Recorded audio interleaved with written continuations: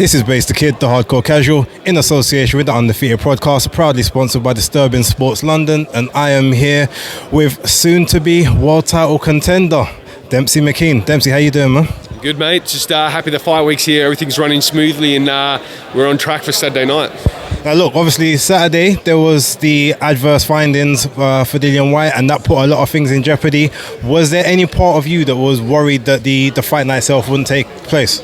Yeah, of course. Those negative thoughts start running through the mind when you're hearing about it, where the fight got scrapped, and but obviously Matchroom are really good at what they do, and there's no shortage of replacement fighters for AJ. There would have been many people putting their hand up, as we've seen, for a decent payday, and yeah, we've got one, and the show goes on.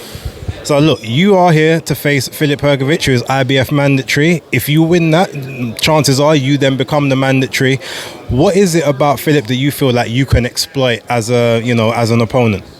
Yeah, look, all these guys are beatable. I look at all these top guys, and they're all definitely beatable. I think I've got the tools and the skills to do so. I'm a fast heavyweight, got light feet as well. I'm awkward. None of these guys like to fight southpaws, and we've seen in his recent fight as well, he struggled with the southpaw. Even the one before that, he fought another southpaw, and it didn't look too crash hot. So I think I've got what it takes. What's your best attribute? What's his best attribute, and how do you take his best attribute away? Yeah, look, I think he's got a good, nice, straight right hand, and we've been working to stay away from that and counter that as well. And I think my best attribute is my speed and my athleticism.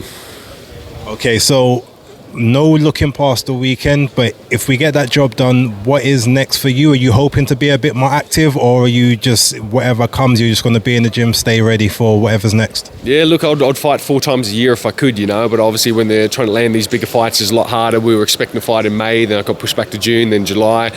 Then it was August, and then there was even talks about it getting pushed back to September, then it was back to August. So, look, it's a bit of a headache with the politics and boxing, but once I get this fight out of the way, I'll become the mandatory and be mandated to fight the winner of Usyk and Dubois, and hopefully that one can get made before the year's end or early next year, and see what happens. Speaking of Usyk and Dubois, so who are you picking for that fight, and how do you think that you match up to both of those guys, especially with Usyk being southpaw like yourself? Southpaw versus southpaw always seems to be a bit more of a tricky event for some people.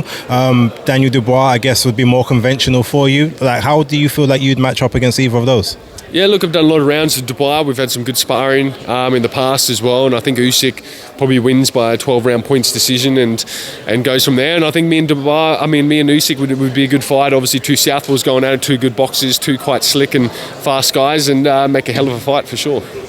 Dempsey, I don't want to keep you any longer. Thank you very much for giving me this interview, and good luck on Saturday. Lovely. Thank you very much, mate. Cheers. Thank you. Thanks.